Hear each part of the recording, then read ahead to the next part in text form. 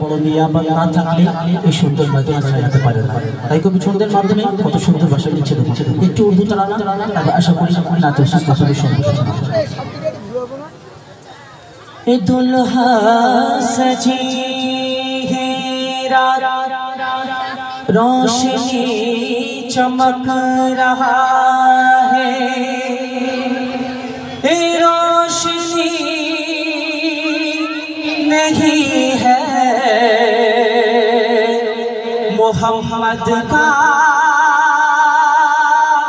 नूर है, जिस नूर से बनी है दुनिया का हर चीज है, दुनिया का हर चीज है।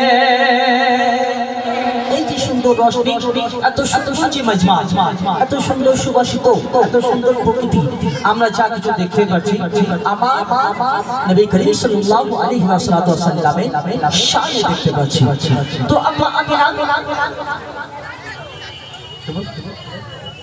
আরেকবার রিকোয়েস্ট করছি, আরেকবার এ দুলহা সজি হে রাত रोशनी चमक रहा है, ए रोशनी नहीं है मोहम्मद का नूर है, जिस नूर से बनी है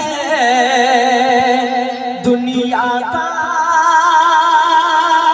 हर चीज है, दुनिया का हर चीज है। तो अम्मा अमीना যখন আমার নবী করিম সাল্লাল্লাহু আলাইহি ওয়াসাল্লাম তিনি যখন আসছেন আম্মা আমিনা কোলেতে, তো হুর ফেরেশতারা কত সুন্দর ভাষায় বলছে তারা কারাকরি করছে। আর কি বলছে? दे कोले दे माया मीना कोले दे कोले दे माया मीना कोले दे एको आकाশের চাঁদ, যে চাঁদের জ্যোতিতে, যে চাঁদের জ্যোতিতে ছলকায় মতি যে রূপ যেন কোরআনের আয়াত।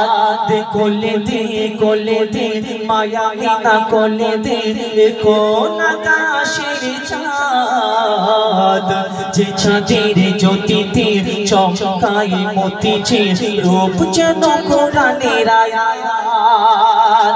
এ চাঁদ পাবে না দেখা আরশের গায়ে, এ চাঁদ পাবে না দেখা আরশের গায়ে, সেই চাঁদ দেখে নাও আমার কোলে আজ। দে কোলে দে মায়া मीना कोले दे কোন আকাশের চাঁদ, যে চাঁদের জ্যোতিতে চমকায় মতিতে রূপ যেন কোরআনের আয়াত। ভালো লাগছে? এবার আপনাদের সম্মুখে যে গাছের পরিবেশন করবো, আপনারা শ্রবণ করবেন, আশা করি ভালো লাগবে।